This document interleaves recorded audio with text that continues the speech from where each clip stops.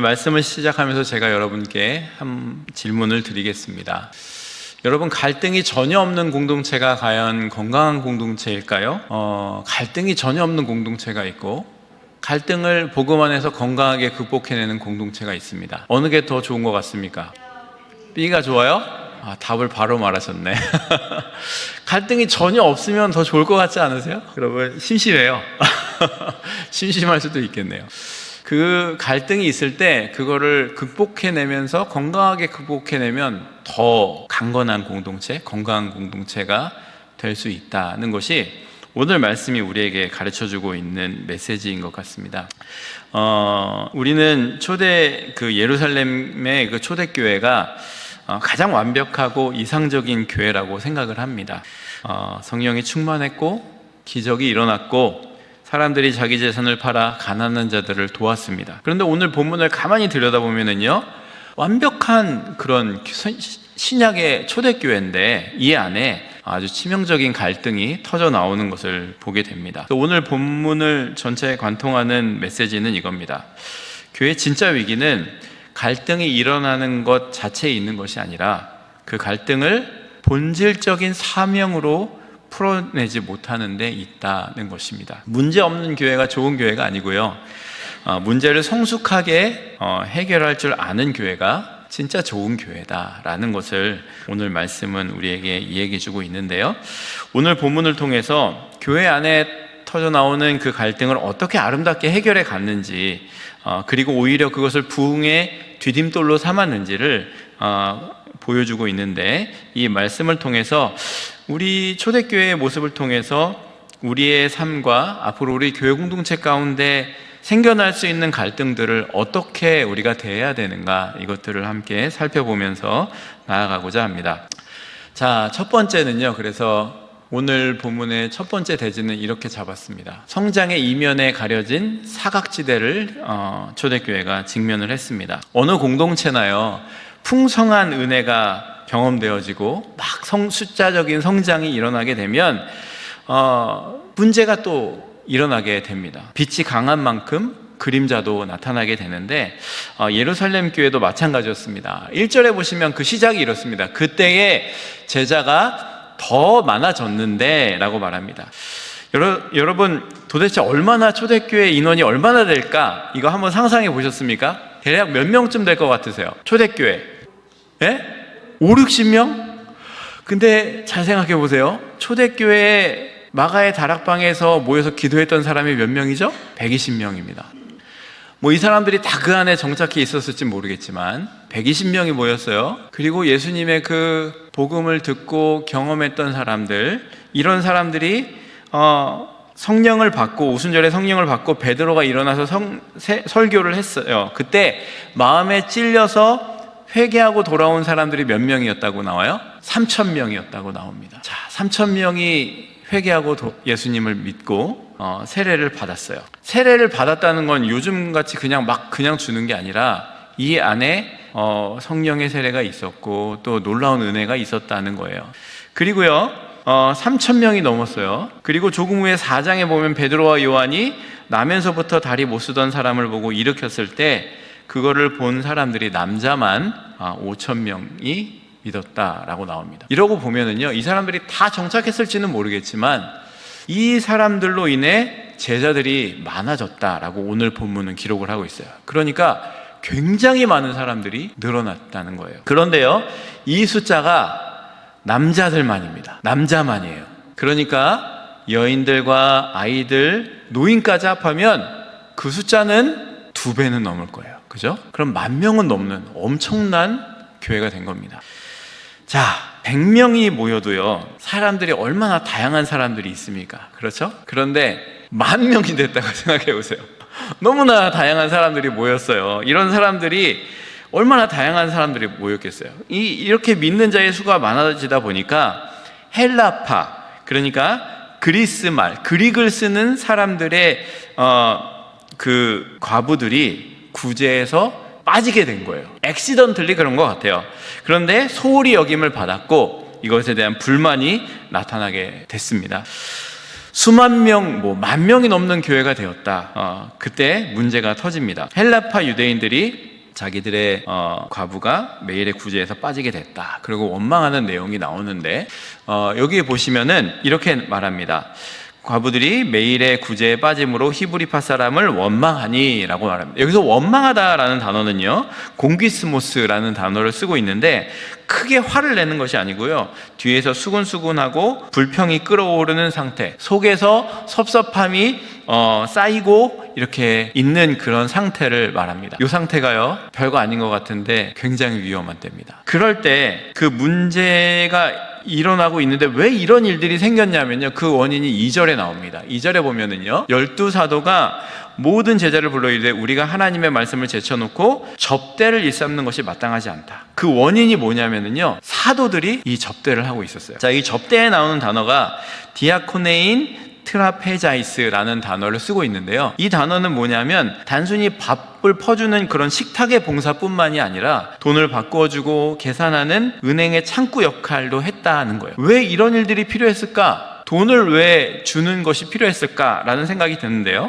우리가 성경을 잘 보면은요, 초대교회에도 수많은 사람들이 우리가 감동받았던 것 중에 하나가 자기 재산을 팔아서 가난한 자들에게 나눠주라고 했던 일들이 나왔잖아요. 그러니까 재산을 사도에게 가져와서 어려운 데 사용한 어려운 사람들에게 도와주라고 했습니다. 근데 이 일을 누가 했어야 됐어요? 사도들이 했어야 됐던 거예요. 그런데요, 왜 초대교회에 이러한 그 구제가 많이 필요했는지를 알아야 됩니다. 물론 어려운 사람들도 많았겠지만 먼저 알아야 될 거는요, 헬라파라고 말하는 사람들은요, 이방인이 아니고요, 헬라파 유대인들이었습니다. 이 말은 뭐냐면 인종적으로는 분명히 유대인인데 예수님을 믿은 그리스도인이 된 거예요. 그런데 왜 그들이 히브리파, 헬라파 유대인 이렇게 구분을 했느냐 하면 고향이 이스라엘 본토에서 태어난 사람들이 아니고요, 이방 지역에서, 그러니까 로마 제국에 이렇게 때문에 퍼져나갔으니까 이방에서 태어난 유대인들인 거예요. 근데 이 사람들이 예수님을 믿고 이제 그리스도인이 된 거죠. 이 사람들이 유대인의 피를 가지고 있었지만 이방 지역에서 태어난 그 교포 출신인 겁니다. 이거는 우리를 너무나 잘 느낄 수가 있죠. 생각해 보세요. 우리 한국 사람들이지만 이곳에서 태어난 우리 2세, 3세들은 뭐라 그래요? 코리안 캐네디언이라고 부르잖아요. 미국에서 태어나면 코리안 아메리칸이라고 얘기하고 2세들이에요. 그러니까 교포들인 거죠. 이 사람들이 이제 그 공통어는 헬라어를 사용했었던 겁니다. 그러니까 이 교포 출신들이 예루살렘에 원래는 연고가 없었는데 절기를 유월절이나 오순절을 지키기 위해서 예루살렘에 희생제사를 드리러 왔다가 베드로의 메시지를 듣고 마음의 찔을 결단하고 회개를 하고 예수님을 믿고 세례를 받고 교회 공동체에 들어오게 됐던 거예요. 크리스찬이 된 거예요. 이때 그래서 그들이 외국에서 왔지만 예루살렘에 주저앉게 됐으니까 그런 사람들이 남자만 8,000명이나 됐다고 생각을 해보세요. 얼마나 많은 도움이 필요하겠어요. 그러니까 이제 이런 일들이 필요한 겁니다. 자기 재산을 내놓고 이 사람들을 좀 도와주고 정착하는 데 쓰라 하는 거죠. 근데요, 교회는 어떤 사람들이 먼저 통해서 돌아가고 있었어요? 히브리파 사람들이 이것을 돌아가고 있었는데 이 히브리파 사람들에게는 문제가 하나 있었습니다. 자기들 전통적으로 이방인들과의 접촉을 극도로 꺼렸던 전통이 있기 때문에 이 예수님의 이 혁신적인 복음 앞에서 이것들이 무너지기는 쉽지 않았지만 바뀌어 가고 있는 상황이었습니다. 그때 이제 이 매일의 구제가 이렇게 일어나는데 히브리파의 사람들의 이러한 태도가 있었기 때문이기도 할 것 같고 또 그래서 그런지 매일의 구제 속에서 헬라파 사람들이 조금 소외가 됐던 것 같아요. 그래서 이 봉사를 하는 사람들도 히브리 사람이었으니까 팔이 안으로 굽었는지 잘은 모르지만 이런 어려움이 있었습니다. 그때 이 사람들이 매일 구제를 나눠주는 일들을 사도들이 정말 힘들게 했어야 됐다는 것이죠. 사도들은요, 이 많은 사람들을 구제하고 또 먹이는 일들을 해야 했기 때문에 어려움이 있었고 또 행정의 사각지대가 생기고 그리고 언어와 문화가 달랐던 헬라파 과부들이 소외되는 그런 갈등이 터져 나온 겁니다. 이 모습을 보면은 그 성경에서 그 민수기 11장에 보면은요, 모세가 이스라엘 백성들을 데리고 출애굽해서 홍해를 건너서 그리고 광야를 걸어오다가 백성들이 먹을 게 고기가 없다. 고기를 먹고 싶다.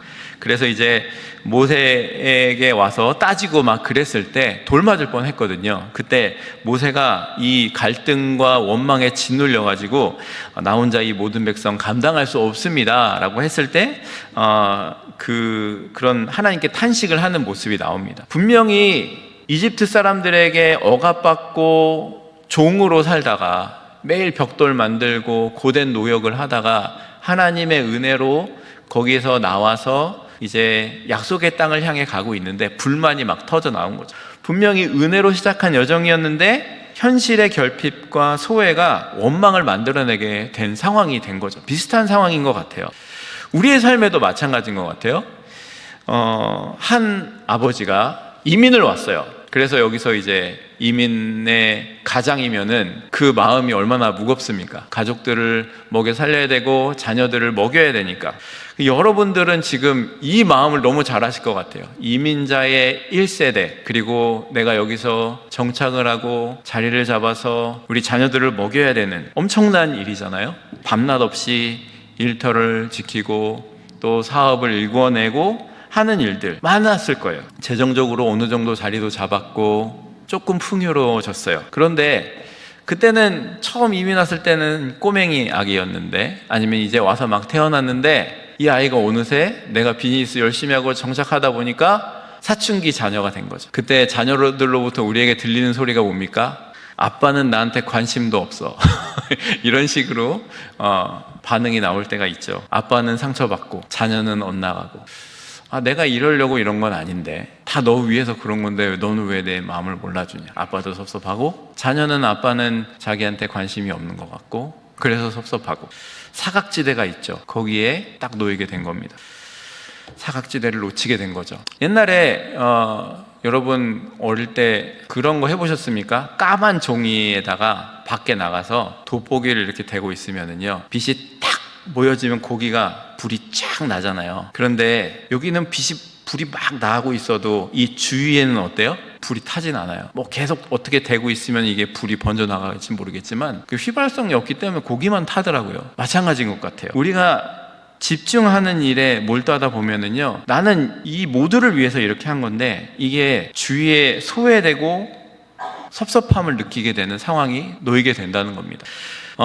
여러분의 가정과 일터에서 누군가 나의 열심 뒤에 가려져서 섭섭함을 느끼는 상황이 된다면, 그런 사람이 있다면 우리의 삶의 헬라파 과부는 과연 누가 있는가? 한번 오늘 말씀을 들으면서 생각해 보시기 바랍니다. 자, 초대교회의 사도들은요, 딱 이런 상황에 직면했을 때 우리가 밤낮으로 얼마나 고생하는데 불평을 하냐? 이러지 않았습니다. 어떻게 했냐면요, 이거를 그대로 받아들이고요, 그리고 이 갈등의 원인을 파악한 사도들이 이 문제를 어떻게 해결해 나가는지 보세요. 3절 보이시나요? 3절 같이 한번 읽겠습니다. 3, 4절 시작. 형제들아, 너희 가운데서 성령과 지혜가 충만하여 칭찬받는 사람 7을 택하라. 우리가 이 일을 그들에게 맡기고 우리는 오로지 기도하는 일과 말씀 사역에 힘쓰리라 하니. 여기서 맡기고라는 단어가요, 이제 카스테미라는 단어인데요, 단순히 허드렛 일을 맡기는다는 뜻이 아니라 권한을 주어서 책임자로 세운다라는 뜻입니다. 그리고 자기들은 어떤 일에 집중하겠다요? 말씀, 기도와 말씀에 집중하겠다, 이렇게 말을 하고 있습니다. 그리고 또 여기에 사용된 말씀에 집중하겠다라는 디아코니아라는 단어와요, 또 앞에 2절에서 사용됐던 구제에 사용된 단어가 사실은 동일한 단어의 변형형입니다. 그러니까 말씀이나 구제나 동일한 고귀한 섬김이지 뭐가 더 높고 낮은 섬김은 아니다라는 겁니다. 제가 설교를 하는 섬김이나 여러분이 교회를 섬기는 섬김이나 모두 동일한 귀한 섬김이라는 것이죠. 이런 일들이 일어나고 있었는데요, 이 문제 상황을 사도들이 행정 업무에서 어떤 문제들이 생겼을 때 이것들을 본질에 집중하기 시작했고, 그리고 그것에 이제 그 맡김을 완전히 권한을 주어서 책임자로 세우는 결단을 하게 됩니다. 그래서 이제 사도들의 결단이 말씀 7집사를 세우게 되고, 또 이렇게 또 교회가, 사도들은 사역과 기도에 더 집중하게 되었다는 것이 오늘 본문이 그려주고 있는 모습인데요. 사도행전 18장에 보면 모세가 아침부터 저녁까지 백성들의 재판을 하느라고 기진맥진해 있을 때 장인 이드로가 와가지고 조언을 해줘가지고 내가 혼자 다 하는 것이 옳지 못하다. 그래서 그 1000부장, 100부장, 50부장, 10부장을 세워서 일을 나눠 하는 모습이 나타나는데요. 모세가 이제 권한을 내려놓고 신실한 사람들에게 이 일들을 위임했을 때 모세는 하나님과 더 대면하는 일에 집중할 수 있게 되었다는 말씀이 나옵니다. 여러분, 우리 일상에서도요, 중요한 것이 뭐냐면 우리가 본질을 놓치게 되면 흔들리게 됩니다. 생각을 해보세요. 수술실에 외과 의사, 아주 잘하는 외과 의사가 있는데 이 사람이 병원의 행정처리 일이 너무 밀려가지고 수술을 못한다고 생각해 보세요. 그러면 이 사람이 하루 종일 영수증과 서류를 보고 있다면 이게 제대로 돌아가는 병원입니까? 아니죠. 잘못됐죠. 서류 작업이 중요하지 않아서가 아니라 의사의 본질이 수술에 있기 때문에 이것이 잘할 수 있도록 돕는 사람이 세워져야 된다는 거죠. 교회도 가정도 마찬가지라는 거예요. 여러분, 부모의 본질은 뭡니까?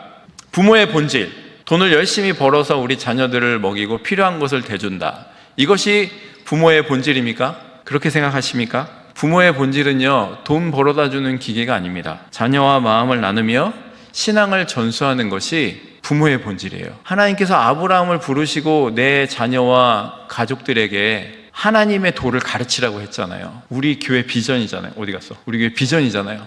여러분, 부모의 본질은요, 자녀에게 하나님의 길을 가르치는 거예요. 내 삶으로. 교회의 본질은 뭔가요?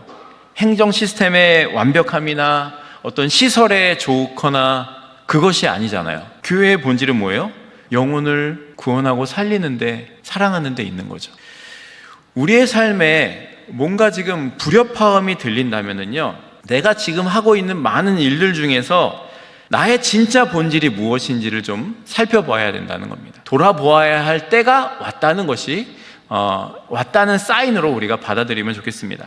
사도들이요, 고난을 내려놓고 사역을 위임하기로 결정했을 때 이 위임받은 공동체가 어떤 사람들을 리더로 세우게 되는지, 그것이 얼마나 파격적인지 다음 본문이 말해주는데요.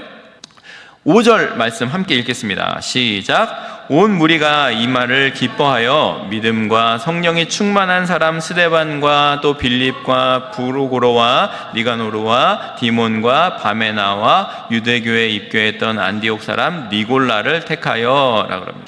자, 이 명단을 보면은요, 놀라운 사실이 발견됩니다. 그게 뭔가 하면은요, 이 5절에 등장하는 7명의 집사의 이름들은요, 전부 헬라식 이름을 가진 사람들이, 히브리식 이름을 가진 사람이 없어요. 헬라식 이름을 가진 사람들이 세워지게 됐다는 거예요. 불만을 제기했던 헬라파 유대인들이 다 세워졌다는 거예요. 성경의 뉘앙스를 보면은요, 온 무리가 기뻐하여 동의가 돼서 성령 충만한 사람들을, 성령과 지혜가 충만한 사람들을 세웠다는 거예요. 그런데 여러분, 성령 충만해서 지혜가 있는 사람들은요, 보이게 되어 있습니다. 왜냐하면은요, 이 사람들은 자리에 목숨을 거는 사람이 아니고요, 복음을 듣고 예수님을 영접하고 성령의 충만함을 경험하고 나면은요, 그들의 삶 가운데 그들의 경험한 은혜가 주위 사람들을 섬기고 낮은 자리로 이끄는 자리로 나아가는 사람들이 보였을 거란 말이에요. 여러분, 100명 가운데서도 사람을 세우는 거 쉽지 않습니다. 그런데요, 10,000명에서 사람을 뽑는다고 생각해 보세요. 그게 보통 일이 아니잖아요. 그런데 이 사람들이 그렇게 성령에 충만한 사람들을 뽑게 되었다는 거예요.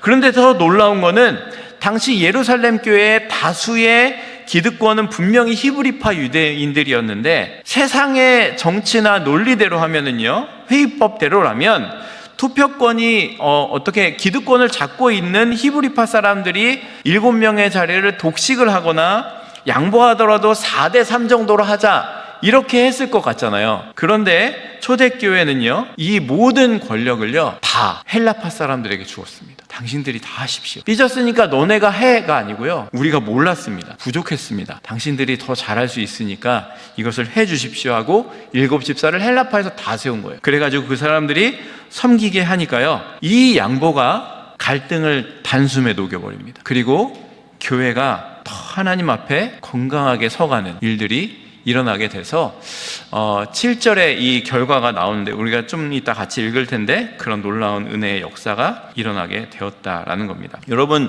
초대교회에서요, 사도 바울이, 이제 우리가 나중에 말씀 나누긴 할 텐데, 바울이 예수님을 만나고 회심해서 돌아왔을 때요, 예루살렘 교회의 사도들이요, 이 사울이었던 바울을 만나주지 않았습니다. 그런데 그것을 손을 벌려서 만나게 해줬던 사람이 누군가요? 바나바입니다. 바울을요, 아무도 만나려고 그러지 않아요. 스파일지 모른다, 우리를 잡아갈지도 모른다 라는 것이었는데, 바나바가 나서서 자신의 모든 것을 담보로 바울의 손을 잡고 사도들에게 데려가서 그를 변호했고요, 이 편견의 장벽을 허물고 기득권을 나눠준 바나바 덕분에 기독교 역사상 가장 위대한 이방인의 선교자인 바울이 세워질 수가 있었던 겁니다. 우리 교회나 가정에서도 이런 것들이 필요하다고 생각이 됩니다.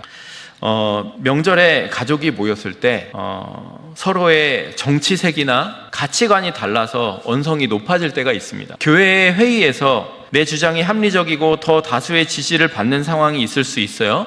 그때 내가 이길 수 있음에도 불구하고 상대방의 마음이 다치지 않게 하기 위해서 내 주장을 좀 놓아본 적이 우리에게 있는지 한번 생각해 봤으면 좋겠어요. 우리가 그 상황 가운데서 가족들이 모였을 때 정치색이나 가치관이 달라서 뭔가 다툼이 되기보다, 교회 안에서 내 의견이 더 옳고 그래서 이것들을 관철하기보다 좀 그것들을 내가 그렇게 생각할 수도 있군요, 그대로 한번 해봅시다 라고 할 수 있는 것이 어떻게 보면은 한 영혼을 얻는 길인 거죠. 그리고 그것이 공동체가 한 마음으로 건강하게 해결해 성장해 갈 수 있는 계기가 될 수 있다는 것을 오늘 말씀 우리에게 보여주고 있는 겁니다.